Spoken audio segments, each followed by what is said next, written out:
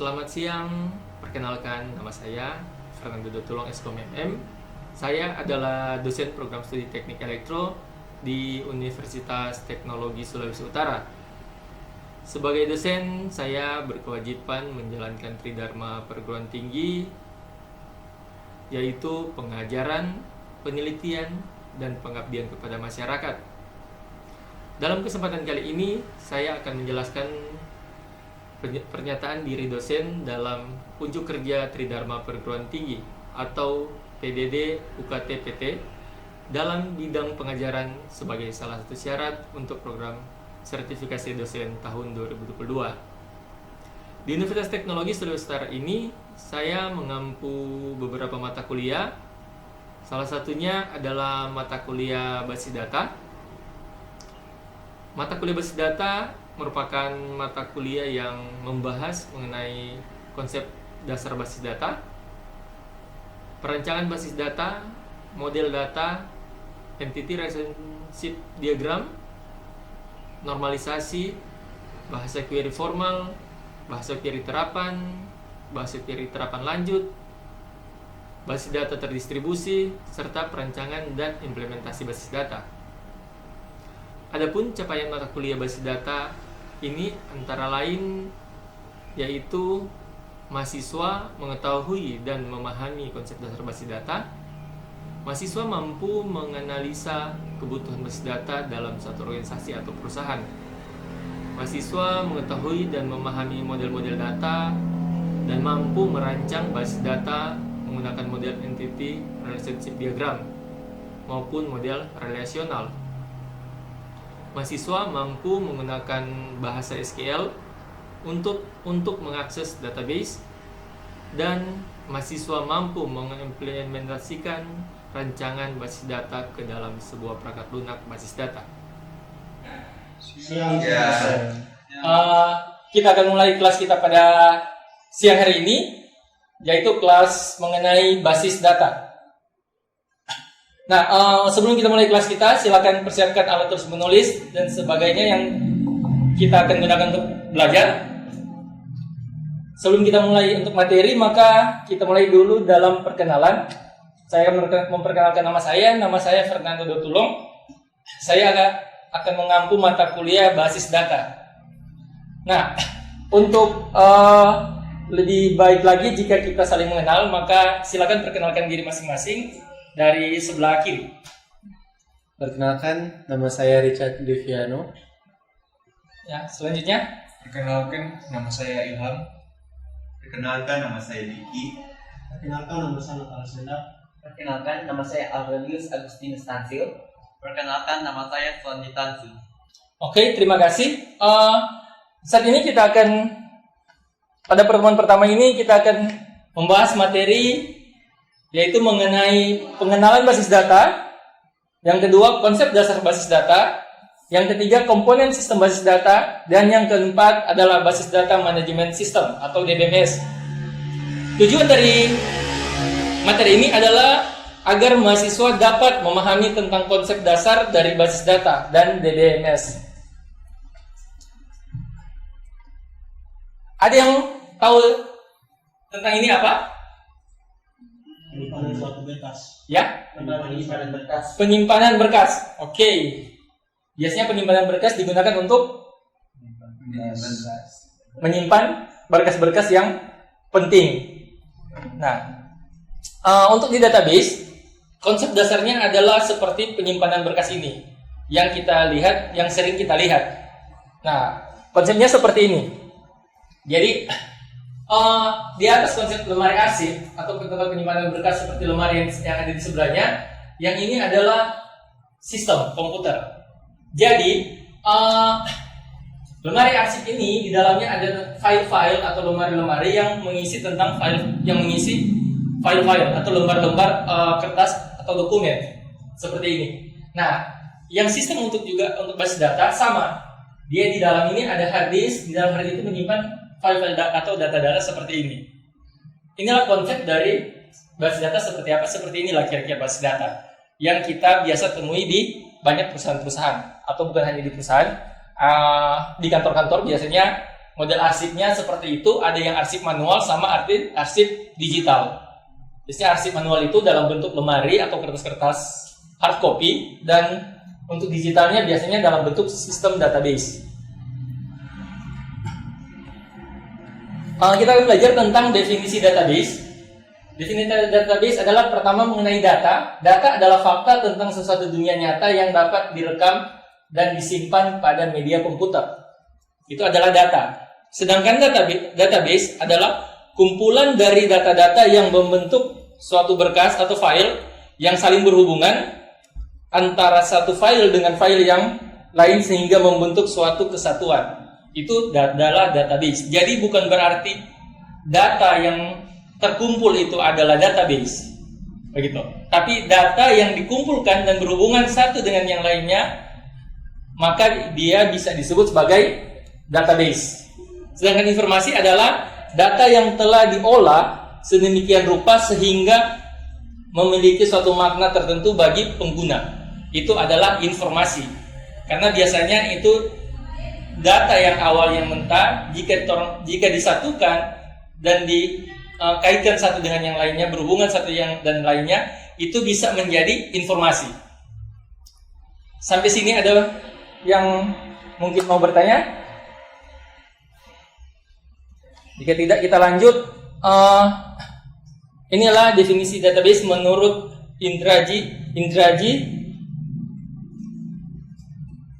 menurut Indrayani tahun 2009, data adalah fakta atau observasi mentah yang biasanya mengenai fenomena fisik atau transaksi bisnis. Atau lebih khusus lagi, data adalah ukuran objek dari atribut karakteristik dari entitas seperti orang, tempat, benda, atau kejadian. Representasi fakta yang mewakili suatu objek seperti pelanggan, karyawan, mahasiswa, dan lain-lain yang disimpan dalam bentuk angka, huruf, simbol, teks, gambar, bunyi, dan kombinasi lainnya. Itu adalah definisi dari database lainnya. Begitu. Jadi kita tahu bersama kalau database itu adalah data yang sudah terkumpul, sudah menjadi satu yang berhubungan satu lainnya dalam bentuk, bisa berbentuk gambar, bunyi, simbol, huruf, teks, atau kombinasi yang lainnya. Maka dia akan menjadi database. Dan keluaran dari itu, jika dia bisa berguna untuk sesuatu yang atau untuk tujuan kita, maka itu jadi informasi. Kita lanjut. Ini adalah istilah-istilah dalam basis data. Yang pertama adalah karakter. Karakter merupakan bagian data yang terkecil, dapat berupa karakter numerik, huruf, ataupun karakter-karakter khusus yang membentuk suatu item data field. Jadi karakter itu adalah karakter-karakter ataupun bentuk karakter terkecil yang jika kita kumpulkan menjadi suatu field. Nah, sedangkan field ialah suatu atribut dari rekor yang menunjukkan suatu item dari data seperti misalnya nama, alamat, dan lain sebagainya. Jadi yang gampang itu field itu dia adalah kumpulan-kumpulan dari karakter. Maka dia akan membentuk suatu field. Yang berikut adalah rekor. Rekor ialah kumpulan dari field membentuk suatu rekor menggambarkan suatu unit data individu yang tertentu. Kumpulan dari rekor membentuk suatu file, misalnya file mahasiswa. Tiap-tiap rekor dapat memiliki data tiap-tiap mahasiswa. Nah, jadi rekor ini merupakan adalah salah satu bentuk dari kumpulan field-field yang ada. Maka dia akan membentuk jadi satu rekor. Yang berikut adalah file. File terdiri dari rekor-rekor yang menggambarkan suatu kesatuan data yang sejenis, misalnya file mahasiswa berisi data tentang semua mahasiswa yang ada. Nah, jadi kalau file ini dia itu kumpulan-kumpulan dari rekor. Nah, kumpulan-kumpulan dari rekor ini contoh itu yang biasanya kita lihat itu dia membentuk seperti file mahasiswa dia jadi, dan atau file dosen, Begitu. Jadi dia kumpulan dari record yang sudah tersusun itu jadi sebuah file. Dan terakhir adalah database. Database ialah kumpulan dari file atau tabel membentuk suatu database. Begitu. Jadi jangan salah dalam mengartikan. Jadi kalau database itu adalah kumpulan dari file-file atau tabel. Kalau biasa kita gunakan kan, kita pakai itu biasanya itu tabel-tabel yang kita buat. Semua tabel yang kita buat itu pada saat kita buat relasinya maka dia akan jadi satu database. Itu yang disebut database. Sedangkan file itu adalah kumpulan dari record. Nah, file itu sejenis kira-kira dia mirip dengan tabel. File itu mirip dengan tabel-tabel. Jadi umpama ada tabel mahasiswa, ada tabel dosen, ada tabel apa lagi? Mata kuliah, begitu.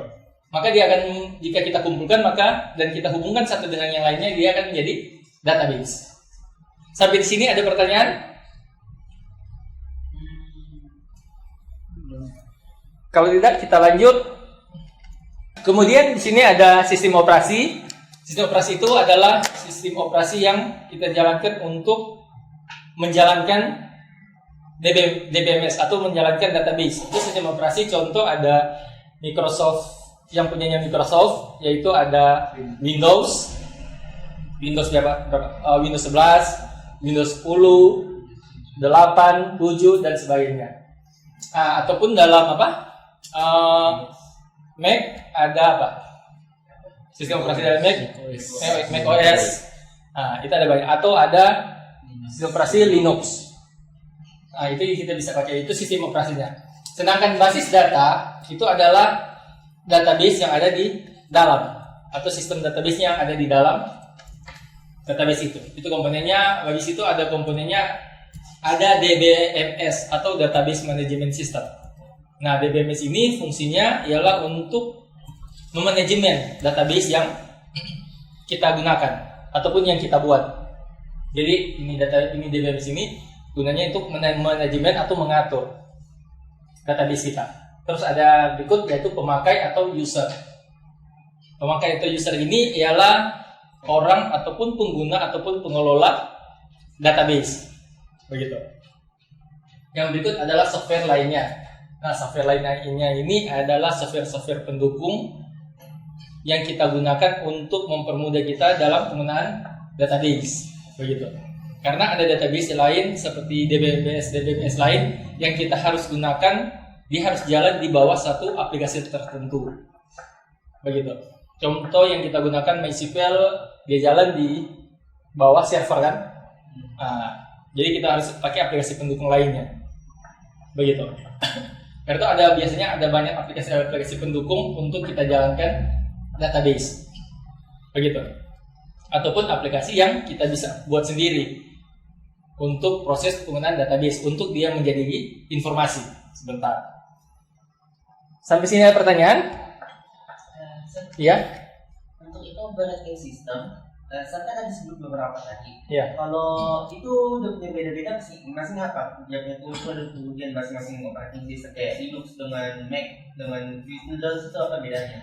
Kalau dari sistem operasi untuk keuntungannya dan kelebihannya, semua sistem operasi mempunyai keuntungan, mempunyai kelebihan masing-masing, tergantung dari penggunanya.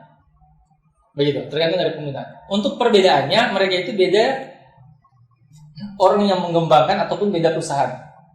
Developernya beda, developernya, begitu.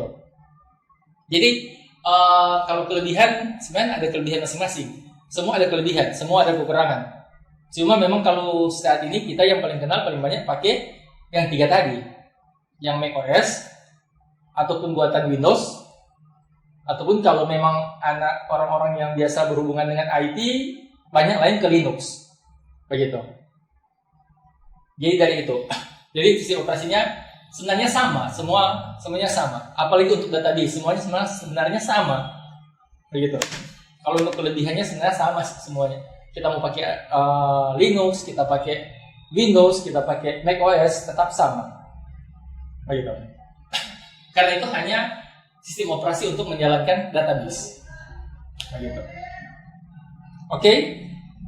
Kita lanjut.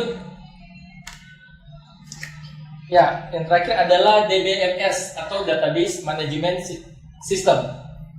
Database System adalah perangkat lunak yang memungkinkan pemakai untuk mendefinisikan, mengelola, mengontrol akses ke basis data.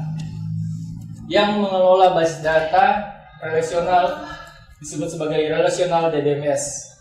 Contoh perangkat lunak yang termasuk adalah ini, DBase, Postbase.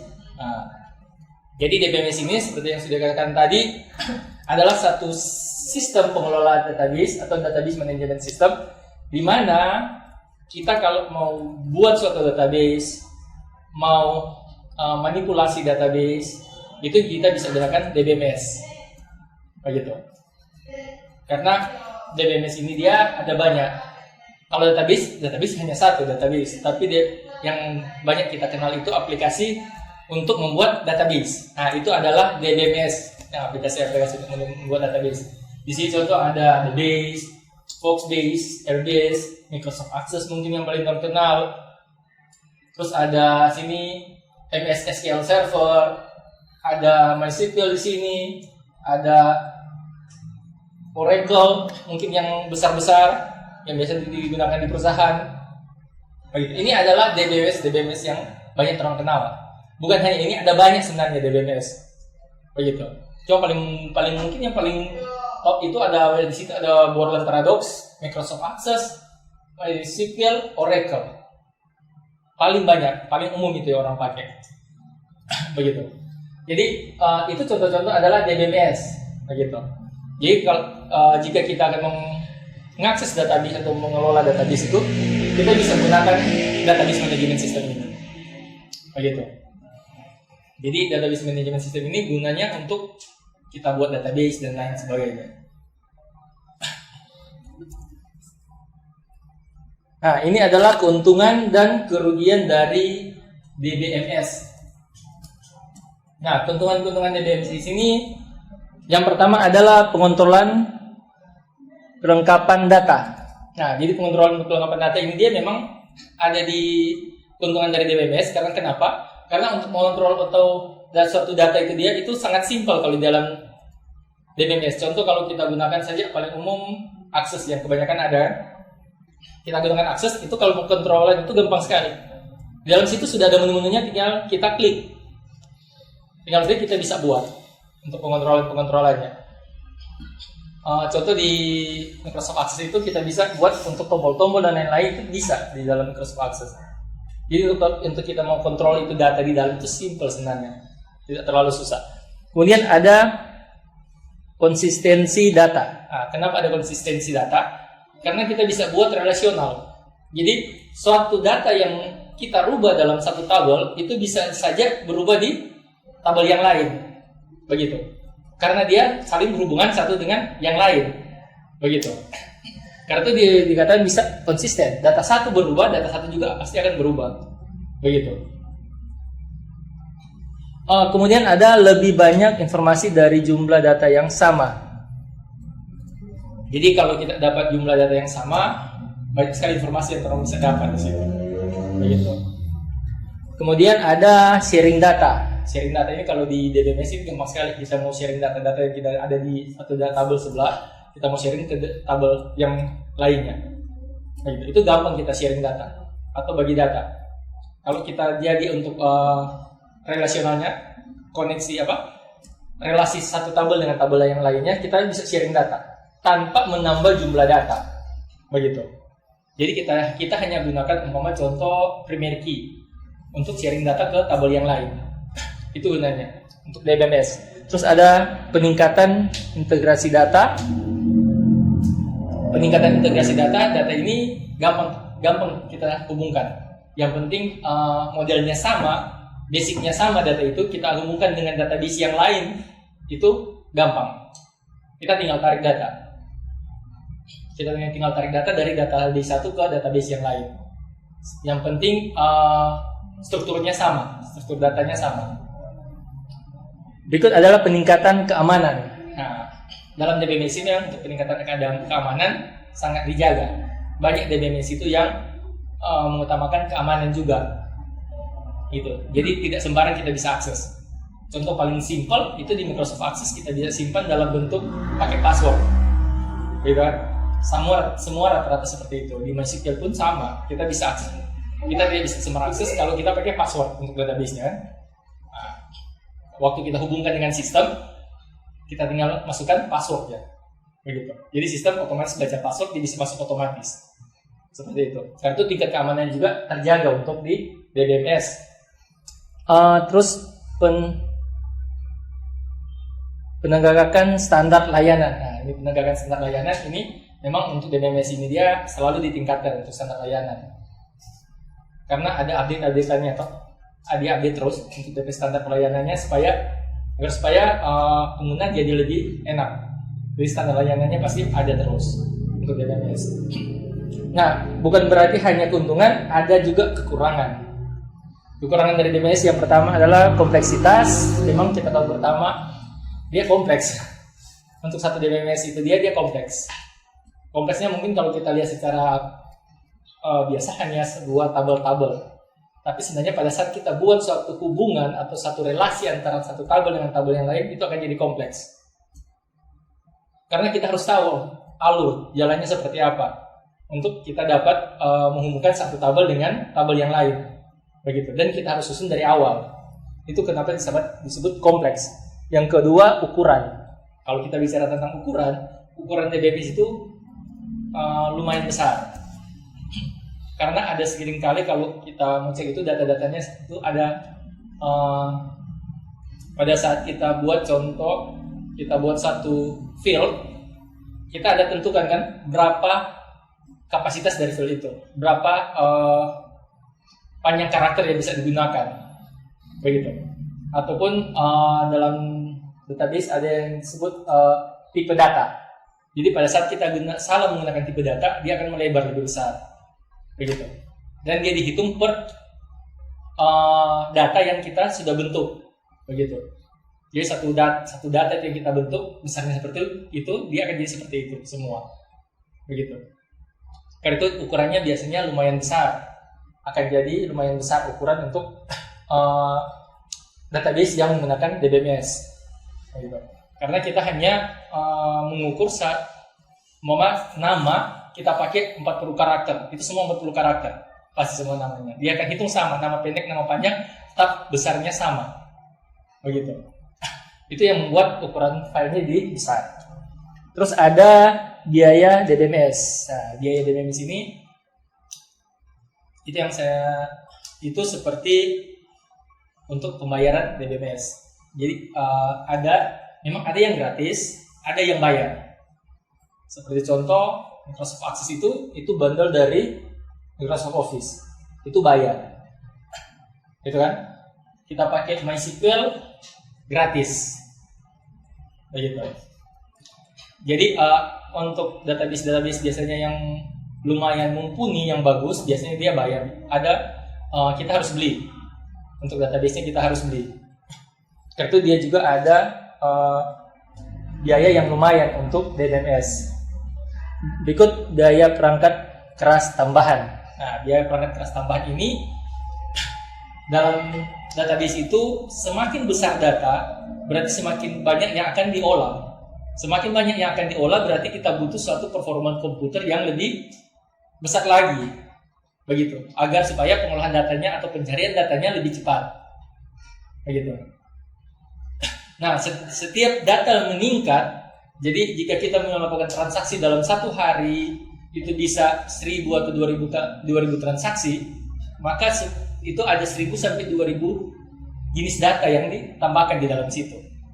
Nah, jika data kita, komputer kita hanya pas-pasan atau pengolahan data kita kecil komputer kita, maka jika lama-kelamaan dia akan jadi lebih lambat karena semakin banyak data yang akan dia cari.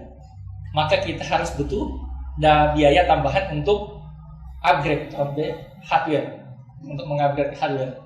Gitu. Kita butuh biaya tambahan untuk upgrade hardware. Nah, itulah yang menjadikan biaya tambahan untuk perangkat keras, begitu. Terus ada biaya konversi teknologi. Nah, ini biaya konversi teknologi memang kadang nanti lumayan lama baru terjadi. Ini biaya konversi teknologi, biasanya kita akan menyesuaikan dengan teknologi, begitu. Sama dengan contoh teknologi yang mulai berkurang, orang ada butuh tambahan, ada teknologi baru yang kita akan sesuaikan dengan database kita. Nah, sekarang kan apalagi sekarang banyak sekali teknologi tuh. Sekarang IoT mulai berkembang. Untuk bisa akses ke situ ada banyak yang teknologi yang orang bisa tambahkan. Itu biasanya ada biaya-biaya tertentu. Contoh akan hubungkan dua database, kita akan buat lebih besar lagi datanya, maka ada biaya-biaya tambahan untuk biaya teknologi itu. Yang terakhir adalah performa. Performa itu memang DBMS skalanya pada saat data dia penuh, maka performanya turun. Begitu. Pada saat performa turun, jalannya adalah upgrade hardware, dan itu biaya semua. Begitu. Itu biaya semua. Karena itulah kekurangan kira-kira dari DBMS yang seringkali memang untuk satu sistem database bukan sesuatu yang murah, bisa jadi mahal karena hal-hal tersebut. Seperti itu. Oke, sampai sini mungkin ada yang mau bertanya? Tidak? Kita lanjut. Oke, sampai di situ. Ini adalah materi selanjutnya. Kira-kira untuk materi pada hari ini semua sudah paham? Sudah tahu penggunaan DBMS seperti apa? Sudah tahu kan bagaimana database itu jalannya seperti apa, konsepnya seperti apa? Oke, jadi nanti kita akan pelajari selanjutnya. Kita akan pelajari berikut juga untuk lebih dalamnya, dan materi untuk pertemuan kita berikut ini, yang pertama adalah kita akan belajar tentang basis data relasional. Yang kedua, kita akan belajar mengenai relational keys. Yang ketiga, kita akan belajar mengenai skema basis data seperti apa. Kita akan belajar juga mengenai perancangan basis data, bagaimana membuat suatu basis data, dan fase perancangan basis data, bagaimana urutan-urutan untuk pembuatan basis data seperti apa. Jadi yang kita belajar tadi, kita akan coba pada minggu selanjutnya, pada pertemuan kita berikut, untuk mencoba pembuatan basis data yang sederhana. Oke, sampai di situ pertemuan kita. Sebelum saya tutup, mungkin ada yang ingin bertanya? Kalau sudah tidak, saya anggap mengerti. Untuk tugas nanti akan disampaikan selanjutnya. Dan pertemuan kita pada hari ini sampai di sini, dan saya ucapkan terima kasih untuk semuanya.